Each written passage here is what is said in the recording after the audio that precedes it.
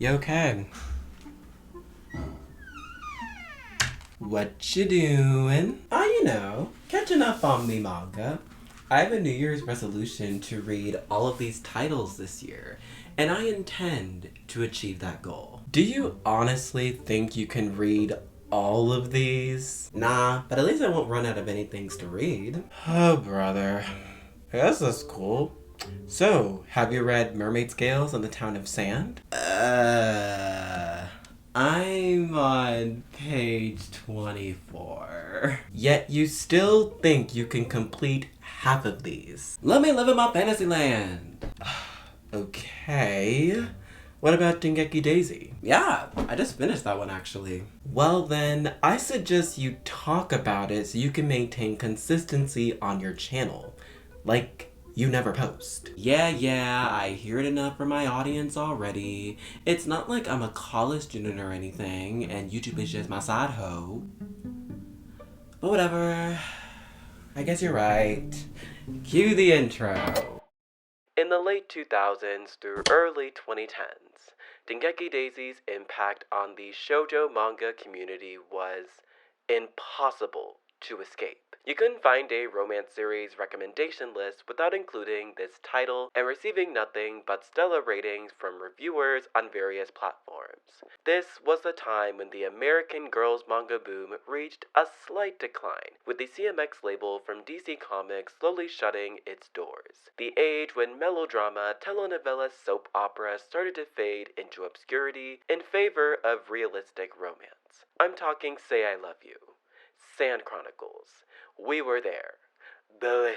It's no secret that I consume a lot of romance media. Some might say too many, but if you've been around the manga blog for even a little bit, you're probably familiar with Dengeki Daisy. Whether it be from nostalgia or a recommendation made by a friend, this series seems to pop up everywhere. Dengeki Daisy is a series that's always been on my radar, but for an unknown reason, I kept avoiding it. I don't even know if I've ever heard of it prior to the discourse I saw online.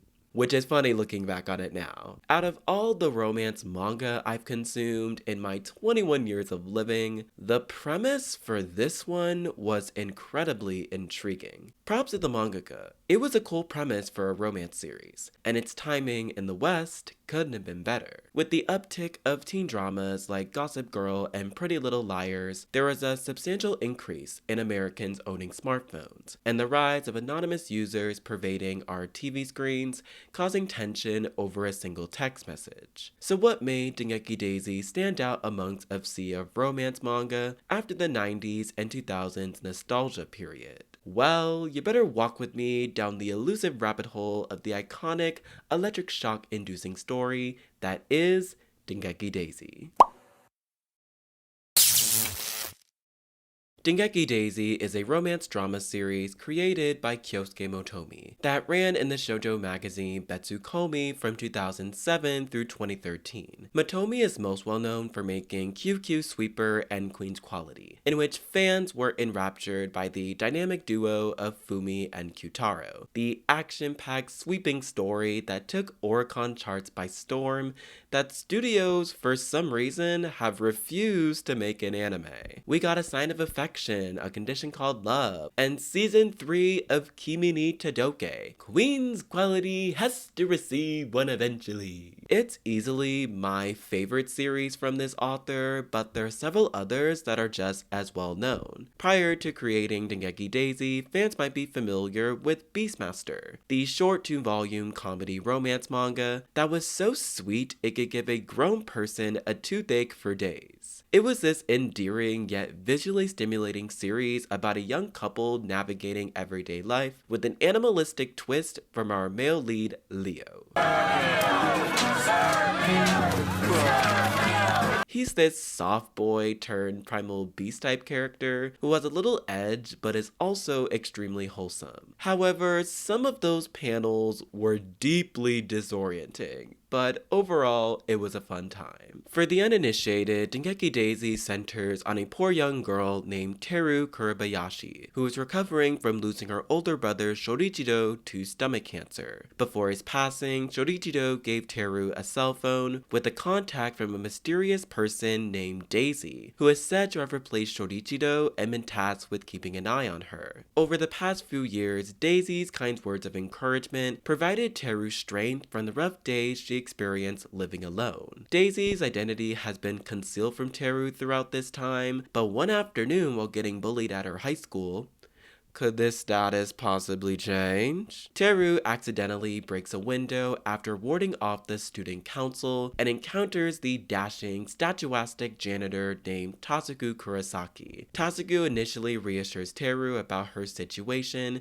and not being able to afford fixing the damages. But, as expected, that facade is too good to be true. Now I want to sit back and relax and enjoy my evening. When all of a sudden, I hear this agitating, grating voice. Tasuku then enlists Teru as his servant and is responsible for working odd jobs to repay him back for the school property damages. All the while, Teru steadily learns that Daisy is in closer proximity than she imagines, spiraling her descent into Shorichido and Tasuku's past. After completing this series in the time span of 2 months, yes, I said 2 months, I am a very, very, very, very, very slow manga reader. Don't judge me. I must admit, this series is phenomenal. Don't get it twisted, Dengeki Daisy is far from perfect.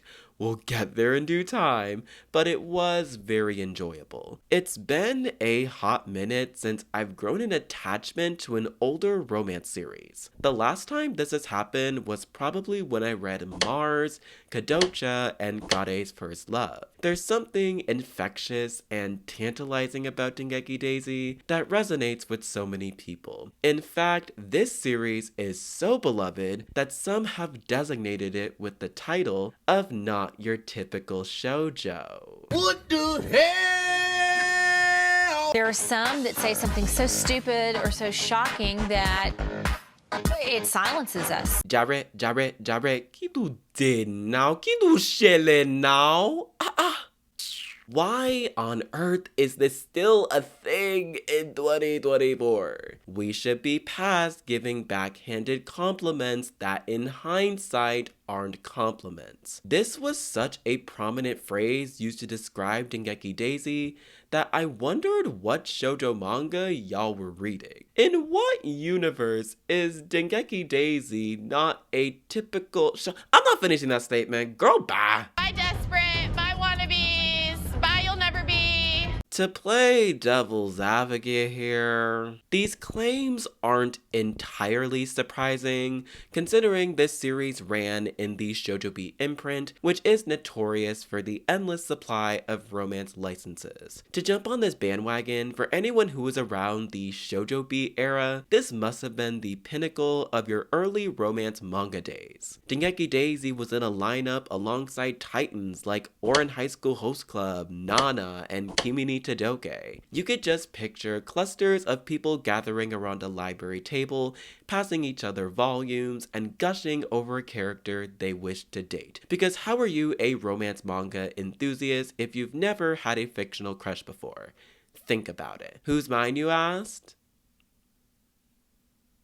No, we're not going there. One interesting thing about the author Motomi is that before creating Dengeki Daisy, her series were actually quite short, usually ranging from 1 to 2 volumes. Originally, Dengeki Daisy was supposed to wrap up in 3 chapters. Considering that Motomi hadn't written any long-running titles prior, Daisy's identity most likely would have ended the story if it hadn't been continually serialized. My speculation is that Dengeki Daisy's popularity grew to the point where editors saw a business opportunity to capitalize on young girls' hearts desiring new forms of romance media. I mean, that's just gonna happen anyways since manga is just business, and if executives can turn over a profit lining their pockets, that's really all that matters. Though this wasn't applied when only giving Please Save My Earth a 6-episode OVA, despite the manga sales performing very well. But whatever, it's not like I'm sorry about it. It seems Motomi also enjoys the male guardian angel / protector archetype since it's sewn into the fabric of quite a few of her couple storylines. The archetype in these cases usually works since the male lead isn't overly dominant with their love interest compared to similar manga like it. Some of us want this genre of male leads back since it was a common sentiment voiced in my Shojo Boys video. But like y'all, BFFR. What did that spell? Be fucking for real. What's wrong with wholesome male characters that aren't wholly bland? They don't always have to be flamin' hot levels of absurdity to be interesting. They just need to be spicy. This also coincides with Motomi-san's writing as she explains the most prevalent themes in her work involve both controlling one's emotions and enjoying the mundanity of everyday life. Tasuku is a perfect blend of spice and wholesomeness within this framework. Toxic male leads can fly the coop as the best archetype prevails. Then leave. Peace out. Now that we've set the stage for what Dengeki Daisy is as a premise, let's explore the series' high points that had us in a chokehold, and also some low points that fell right on its ass.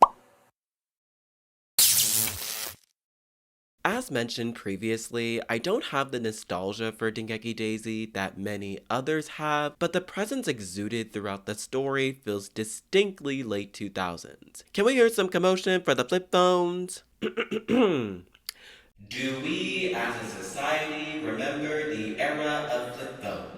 Give a round of applause to the desktop 2008 HP style computer. It's iconic vibes. Every single time these products appear on the page makes my entire week, I kid you not. Dengeki Daisy feels heavily reminiscent of any teen drama premiering during this time, but excluding the ridiculous levels of cringe. It had its own version of the Tumblr craze filled with panels, covers, fan art, fandubs, and that still doesn't scratch the surface of the fandom realm. Numerous musical edits filled these social media walls. This series quite literally was the blueprint for the angsty, melodramatic Lana Del Rey fan. Just search up Dengeki Daisy on TikTok and YouTube, close your eyes as you scroll down on your device, click, and you'll land on something.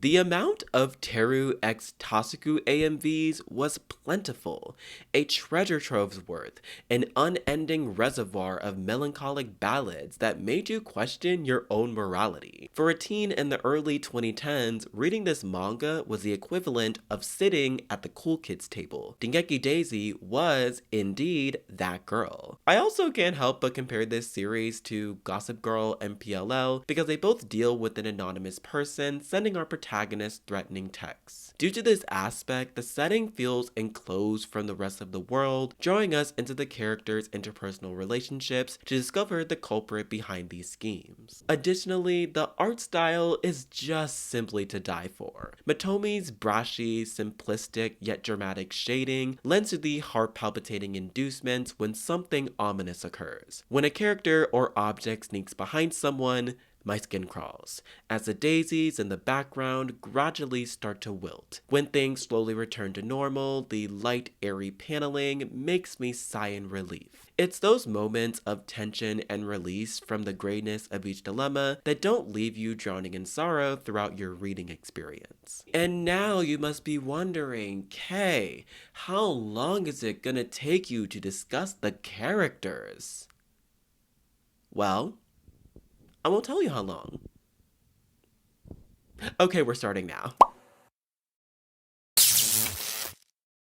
In discussing characters, it only feels right to start with Teru, as she is essentially the main character. Though, if we're being quite honest with ourselves, Tasuku is canonically the main character. He's literally in the title. Sure, it's an ensemble cast, but Tasuku is the central focus. This doesn't mean that Teru is some passive protagonist or anything, but it's something I noticed, especially considering the latter half of the series essentially focuses on Tasuku's actions. This is just my opinion though.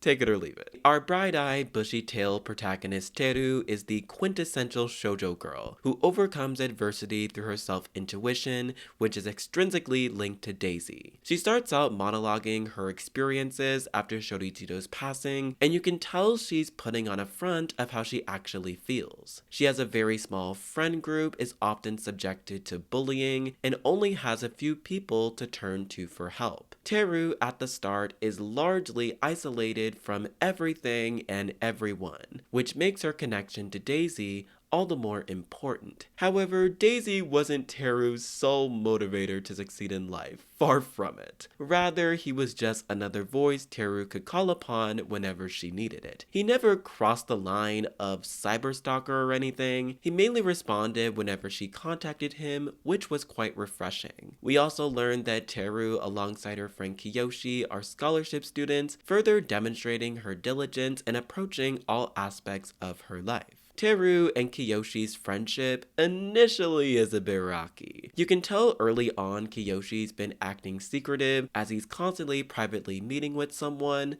murmuring details of executing a plan. It's not until Kiyoshi tricks Teru into meeting in an empty classroom with him to obtain her phone, which has private information on it from her brother, that the escalation and stakes behind Teru's linkage to Daisy become a major turning point. This arc further allows Teru to explore her combative side and isn't as docile and helpless as one might expect her to be. Kiyoshi's strict demands don't completely take over Teru's situation, and she shows us how determined she is to pull him out of that rut. Teru continues progressing forward and is able to defend herself from being attacked, and although Tasuku comes in the nick of time to save them, Teru is the one who actively tries to figure out why people are coming after her, displaying her strong mental fortitude. This is one of the main reasons why Teru is such a beloved character. She isn't a damsel in distress, a Mary Sue, or a conquest. She's simply a girl trying to navigate life in the absence of her family. Through the story's progression, Teru finds others to fill that void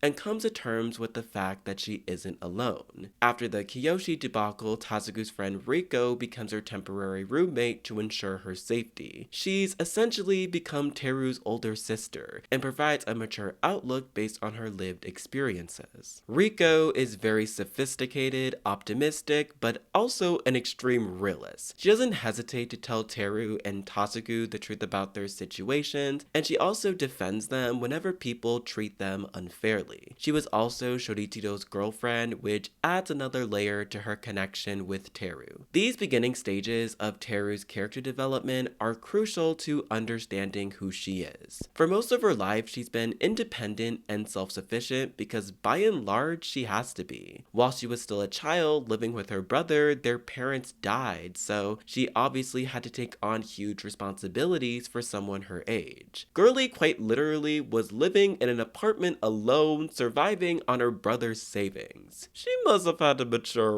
real quick without receiving a proper childhood. This makes me even sadder for Teru because something always hindered her from experiencing life to the fullest. But what I most appreciate about the series' treatment of Teru is that they never shy away from addressing her grief over losing her brother. On the day her brother died, it rained, so whenever these days occur, she is sad as it reminds her that her brother is gone. There is a lot of symbolism and metaphors used in the series to demonstrate the similarities between Teru and Tasuku. Feelings of guilt, for example, is a major theme for the both of them, as Tasuku's past actions interfere with Teru's present reality, which begins resurfacing right away. Teru Babes doesn't get any room to breathe. Teru's problems continue multiplying when she starts receiving threatening texts from a fake Daisy out of nowhere. She starts to become vigilant of her surroundings, meeting Tasuku's peers in the process, and creating a solid community. This all comes to a head when this fake Daisy asks her to meet up with them, which unfortunately ends up being a trap out to hurt her. Tasuku, catching wind of this, rushes over to the scene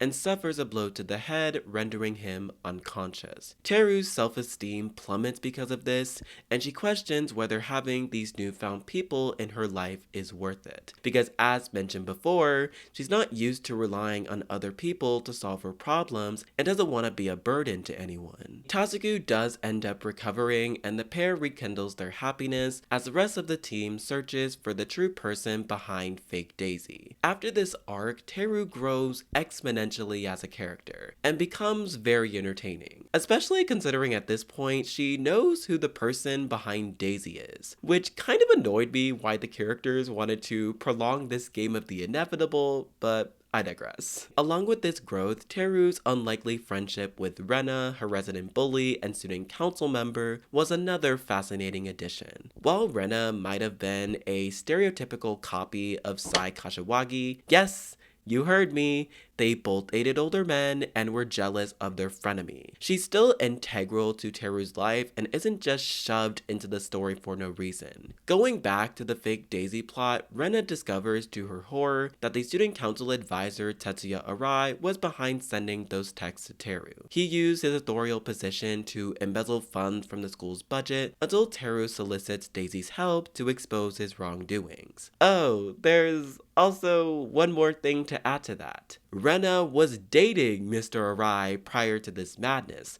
which obviously devastated her as their whole relationship was destined to crumble. Arai wasn't working alone though. The school nurse Chiharu Mori is the true mastermind behind this operation and plans to eliminate Arai, essentially to silence him. Mori's goal is to obtain information regarding a project Tasuku was responsible for, which will expose Daisy's identity. She's one of our primary villains in the series, and if it wasn't for her acting so maniacal, I would have thought Tasuku and Mori would have been a low-key cute couple. There's also one other character that intersects Teru's life that I want to briefly mention before discussing our homeboy. Or man.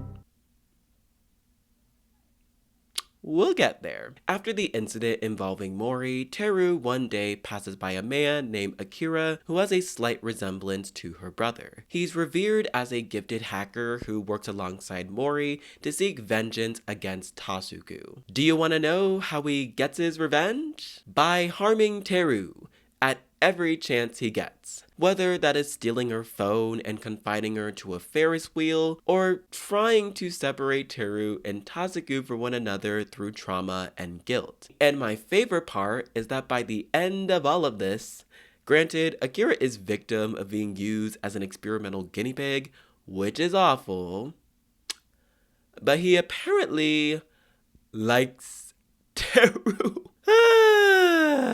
Thank heavens, Teru does not take any of this guy's shit. Like, imagine someone who's tormented you for Lord knows how long, and the result is that person is in love with you. That's camp. That's funny. You should be cackling. 'Cause I was. Alright, enough Akira slander. We gotta talk about a certain man now. We have the smoker, the cool, the heartthrob with a dark past. Baldy. Whoops! I mean, Tasuku. Where do I even begin? Oh boy, this guy, this man is something. I guarantee if you read this when you were younger, you had a mammoth-sized crush on him. Tasuku would make the DCC calendar cover without Kelly Finglass breaking a sweat. Oh my gosh, there's your calendar cover right there. Yeah, she's beautiful.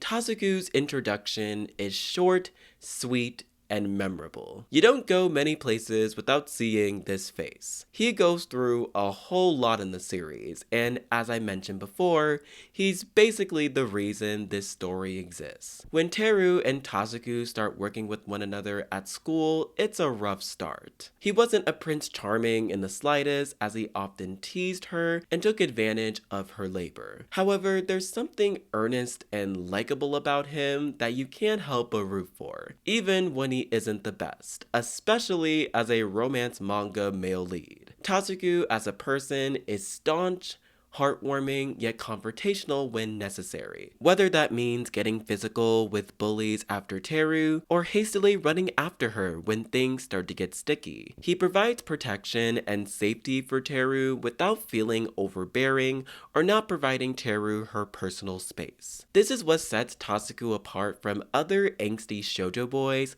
like Tsukasa, Ire, Kyoya, or even Yu. He doesn't feel possessive over Teru, even when the circumstances say otherwise. It's mind-boggling to think that these boys were once deemed good love interests. What stage of suspension of disbelief is this? The fact that numerous people thought Miki and Yu were a good couple keeps me up at night. Well, it doesn't matter. It's my opinion, right? It's not like Yoshizumi originally had them separated, but by her editor's request, they ended up together after the supposed incest reveal. Oh, you didn't know that? Well, newsflash, Miki and Yu were not supposed to be together. Cry about it, in a pillowcase preferably. Take off your rose-tinted glasses and cry. Do you know what happens to besties who refuse my orders? What do we say, Queer Agenda? Boy, fuck you! Yes! Wait. Where were we again? Anyways, tangent aside, Tasuku overall is a very complex and endearing character. However, sometimes he can be a real jerk. Don't even get me started on his tendencies to call Teru a kid. It happens way too often, almost to the point where you could keep a tally. And sometimes he's a little aggressive in his conversational delivery with Teru. He does apologize after he snaps off, but it's a bit much sometimes. But besides those quippy moments, he does mean well. It's not until we discover that Tasuku is Daisy and was a part of a programming team that we really get grounded in his character. The true meaning behind Tasuku's hacker name Daisy isn't a flower, but refers to a bomb. He was a cracker who was forced to commit some heinous acts and created a dangerous virus called Jack Frost. This virus is a result of Japan's datacode Raiden being cracked, with a bureaucrat from the Ministry of Affairs stealing information related to Jack. The suspect of this theft was uncovered to be Tasuku's father, Takehiro Kurosaki, who ended up killed. Not only that, but Tasuku witnessed his father's dead body. Damn! Thereafter, Tasuku has planted seeds of guilt inside himself to not forget about this horror, as Shorichiro spent his final days trying to decipher the virus's encryption. In return, freeing Tasuku of all charges pressed against him, placing an exorbitant amount of pressure on Shorichiro, who was already suffering from Shira's keratoconoma, a form of stomach cancer. Due to this, Tasuku feels responsible for Shorichiro's death, which stirs up internal conflicts with his love for Teru. Tasuku largely became Daisy to fulfill Shorichiro's wish to protect his sister, but when that becomes unfeasible, he vanishes to search for the virus and permanently destroy it. So yeah, there's a lot of drama, and it doesn't end there. When Ando and Riko tell Teru the full backstory, she is shocked, perplexed, but slowly connects the dots. Tasuku also became Daisy to discover the truth regarding his father's murder, who was framed as a foreign spy. The revelation to this is that Takehiro was never a spy, and Professor Midorigawa, who helped the Kurosaki boys, accused him of releasing information to foreign governments for personal reasons. Tasuku then decides to take full responsibility for creating Jack Frost and turn himself in. Do you see what I mean when I said Tasuku is the central focus? That was not a bluff or hyperbole. But this is where Tasuku's development really shines, and we get a deeper insight into his previous behaviors. It makes sense that he provided comforting support for Teru as Daisy to counteract their horrendous actions in making a virus the government can't regulate. The name Daisy for Tasuku is quite fitting, as it symbolizes something beautiful while also remaining tragic. It's the yin and yang of the gentle fist style. 8 trigram, 64 palm. Oop! Nope, wrong series. Even once Teru tracks Tasuku down and discusses Soichiro's death, they both remain firm with their perspectives and are allowed to break down their emotional barriers. Teru doesn't automatically forgive Tasuku for putting her brother in a tough spot, but still prioritizes his feelings and understanding it wasn't purposeful. Tasuku, on the other hand, doesn't believe he is worthy of having Teru in his life, as he thinks that his past actions will haunt him forever. While Tasuku can't change the past, he can rewrite his future, which he ends up doing when he puts a stop to the resurrection of Jack Frost. Tasuku then on feels more human and isn't just kicked to the curb due to isolating himself. The pressures rises even higher when Ultra Mastermind Antler is trying to create a refurbished version called Neo Jack Frost. This dilemma also intersects with other characters and is interwoven in a very clever way. Rena is dating yet another older man who is taking advantage of her to assist in the creation of Neo Jack Frost. Her parents have set her up for marriage and she doesn't really have much say in the matter. Everything to her knowledge initially seems picture perfect, but it was just that.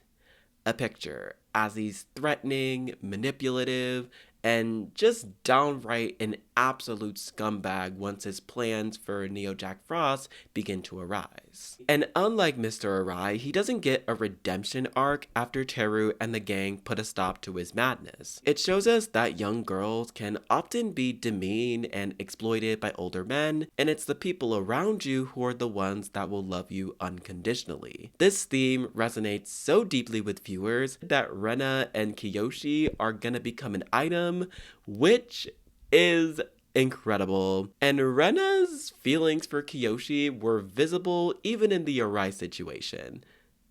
My heart goes out to them. Akira also makes a reappearance during this part, and we get to learn his tragic backstory. Our homeboy was abandoned, neglected, and basically used as a tool due to his intellectual prowess. It wasn't until Professor Midorigawa saw Akira as an actual human, and he provided comfort for him from the unstable upbringing he had. This is why the M's Last Testament arc is so heavily focused on Akira, because he's trying to attain the One Piece that establishes he was loved.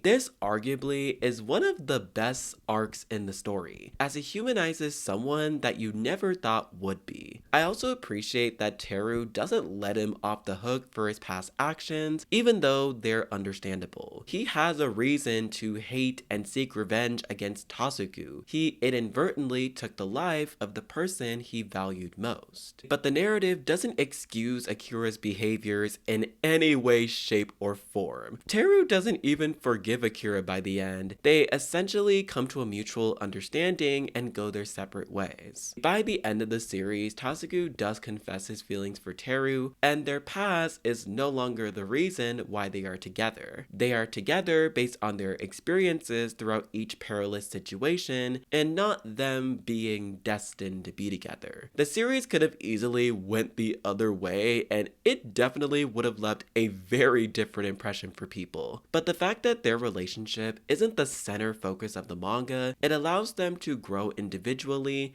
and collectively. The ending also kind of took me for a loop because it's sort of all tied together with a song by Tasuku's father that Tasuku and his father both shared together. It's called Daisy Bell, and in fact, it's actually a real song. It's really cute. I knew Dengeki Daisy was good just based on the general perception online and from my mutuals, but wow. This was supposed to be my interim thoughts on the characters, but sorta lost the plot. I wasn't even planning on recapping this much of the story, but oh well, we're here now. I am glad where we ended up though, which are the overarching themes of recovering from trauma, guilt, and most importantly, learning how to forgive. Those are my main takeaways from the characters of Dengeki Daisy, which I think is wonderful. And now to keep things balanced, after all my accolades and praises, there's some things we're gonna have to address. Yeah, you're rolling your eyes, I know. Okay, do we seriously have to discuss this topic again? It's not that big of a deal. You're being overdramatic. This manga was made in 2007. Do we need to critique it? Why must you always complain? This is my favorite manga! It's just fiction. Where are your funny bones? BFFR. What did that spell? B fucking for real. Besties, we're better than this. We are not horses with our heads cut off and can't see issues that are glaringly visible. This is not meant to be a hit piece declaring Dengeki Daisy is bad and not worth reading. That's not my agenda here. You can probably tell early on that I really enjoyed reading this series. However, it would be incredibly disingenuous of me to omit this part from the conversation. So, brace yourselves. At this point, I would now like to offer a quick disclaimer, as this next section discusses the elephants in the room. For those who don't want to hear about this and want to enjoy this video for nostalgia, that's cool with me. Just skip over to the next chapter. But it's gonna be impossible for me to progress onward without at least mentioning it, so you've been warned. Looking back at the series' context, it's pretty easy to clock that our main love interests aren't exactly the same age. At the beginning of the story, we learned that Teru is a second-year high school student, meaning that she is 16, while Tasuku, the school janitor, is 24, and that number seemed to stick amongst the documents I got my crummy hands on. So obviously, not a comfortable pairing to put it lightly. Additionally, Tasuku's age wasn't confirmed until Volume 5 of the manga, since Motomi expressed that many fans inquired about his age as early as the third volume. This aspect is interesting to me since it shows how people were already feeling skeptical about this pairing. Not everyone sailed across the Atlantic Ocean with this ship. Some had their qualms with it, which shouldn't be shocking. Surprisingly enough though, this aspect of the story didn't completely ruin fans' immersion. And I honestly was wondering why. Why was this story, amongst others in this genre, the one that made people feel neutral about this? I think it's because Motomi understands the age gap dynamic between these two characters and doesn't lampshade her audience into treating this as aspirational. Teru is in a position where she has to rely on an adult figure, as her brother was the one who carried that role prior to his death. I'd argue the earlier volumes is where this aspect becomes hard to swallow. Since Tasuku is a hacker, it's obvious there's an underlying reason why he's working as a janitor. Although he isn't some rich hotshot businessman like Kazuki, this still kinda contradicts the idea that both characters have complete autonomy over their lives. This is especially true in Teru's case, since her normal daily life becomes vastly different once these shady organizations come after her for the virus Tasuku created. Teru is no longer the center of attention. That role has been given to Tasuku, which isn't my preference. This is the main argument that crops up when some folks point out the problems with the age gap, since Teru is not given the opportunity to fall in love with another person besides Tasuku. This is a valid take. I have similar opinions, specifically after Tasuku leaves Teru behind to search for Jack Frost. It somewhat stunts the story for me because Teru doesn't get another love interest. Maybe this is because I'm used to consuming a lot of soap operas and melodrama that like another love interest popping into the picture is just something I'm used to, but it was something that took me a little off guard. Honestly, Tasuku could have been aged down to 18 or 19, and the story largely would have remained the same. Similarly, aging up Teru and having her in college would change virtually nothing story-wise. Motomi also adds some unnecessary sketches at the end of some chapters. I think actions speak louder than words. Anyway, while I absolutely adore Teru as like shoujo protagonists go, and the romance between Kurosaki and Teru is like just the right amount of angst and like such a good slow burn, It is 100% overshadowed by the sheer creepiness of the situation at hand.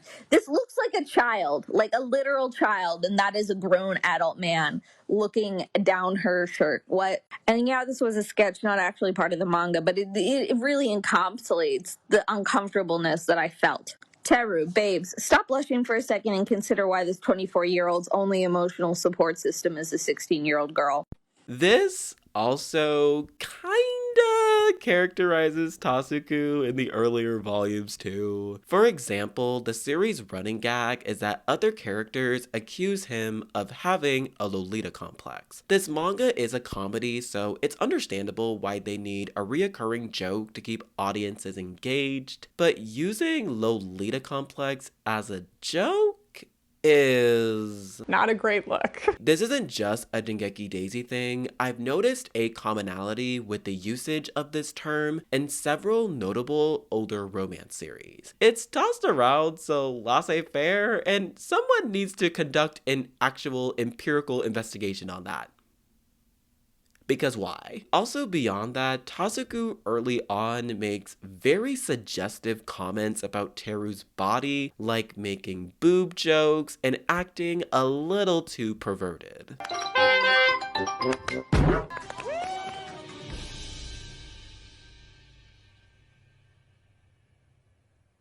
Wait a damn minute. Tasuku, if you continue with your objectifying comments about Teru's breast cup size, I will throw you out of a window and deliver you back on your porch. Knock knock FedEx. Knock knock FedEx. I'd also like to quickly mention the racism that was present at the end of the manga. Besties. What is this?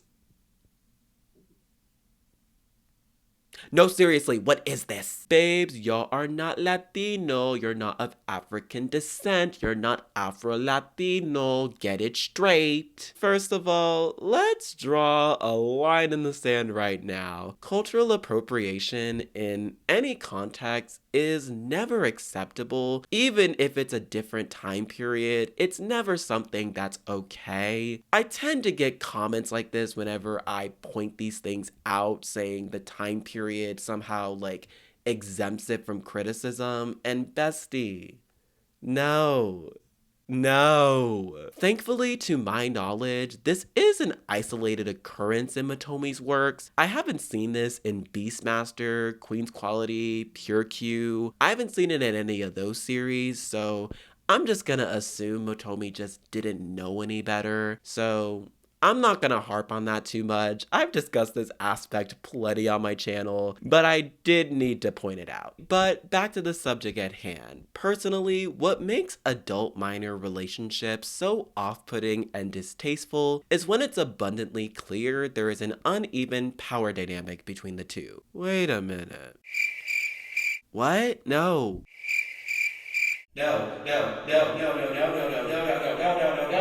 Let's pretend you don't exist. Please leave. Kindly leave. Ugh. Jesus. Oh, hey, Suzume, Mamura, long time no see. I haven't read y'all in years. How's it going? Notice how I didn't acknowledge you, Shizuo. Nobody, and I repeat, nobody, is happy to see you.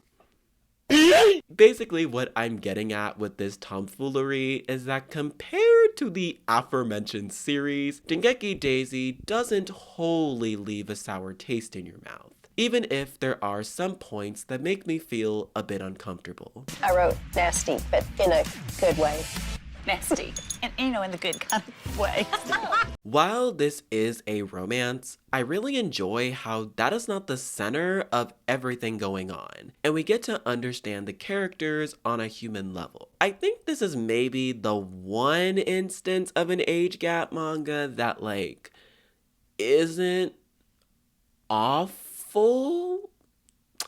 You see how I'm, like, still struggling to say it's, like, good, but, like, I don't think it's as bad as stuff I've read before. Don't get me wrong, I do understand, however, why this aspect would detract someone from reading Dengeki Daisy, especially when some people take these relationships a bit too seriously. Like, why in the world are we writing defense pieces for this raggedy ass, glasses ass wearing man? It's my funny 14. I also don't want anyone to feel bad if they enjoyed the soapy dramas I ridiculed. I myself am not impervious to one. I just prefer the slow burn romance better for Dengeki Daisy, especially considering the characters' ages. This was the main controversy surrounding this series, as it remains the point of contention for fans wanting to revisit it. I think it's also interesting to discuss series within the same social climate when it comes to polarizing topics, because there's been this ongoing discourse that mangakas don't make shoujo the way they used to, often referencing Boys Over Flowers and Blackbird, where the chaotic shenanigans reached 11 and kept you on the edge of your seat. I personally feel that creators are becoming more aware that certain aspects of their older series haven't aged well and are purposely trying to make changes in the right direction. This extends beyond anime and manga too. Live action series that have defined our teenhood have been trying to course correct past actions which were incredibly egregious. That doesn't diminish the value of the work itself or its existence residing in fiction, but these aspects should still be discussed regardless. While I did have other nitpicks, such as the ending feeling a tad rushed, I'm assuming Motomi just didn't know it was gonna end there, because how did that explosion on the island not have that huge of a payoff at the end? I don't know. But overall, I had a wonderful time reading Dengeki Daisy. The story was enticing, soul-crushing, and fun. Teru is such a badass, Tatsuku's cool rugged exterior makes me jelly, Akira's mysterious, frightening presence shocked me into disarray, and all the characters created such a profound impact. When I conducted my initial research, can I even call it that, I found out a lot of people thought that this was their favorite manga in their teens. I honestly wish I had been exposed to this series when I was that age compared to other romance series I've covered in the past. Regardless of its pitfalls, it's still a wonderful series that shaped many teenhoods, and I hope I brought back that nostalgia for some of you. Anyways, that's gonna wrap us up for this video. I hope you all enjoyed going down memory lane with me and discussing this classic romance series. These are just my thoughts while I was reading it, and me expressing what hit, what sank, and everything in between. Man, that's another video done, huh? This was kind of fun. Didn't have to be so crazy laser focused today. This was nice. I hope y'all have a lovely rest of your day, and I'll see you guys soon for my next video. Until next time, bye! Alright, that's a wrap.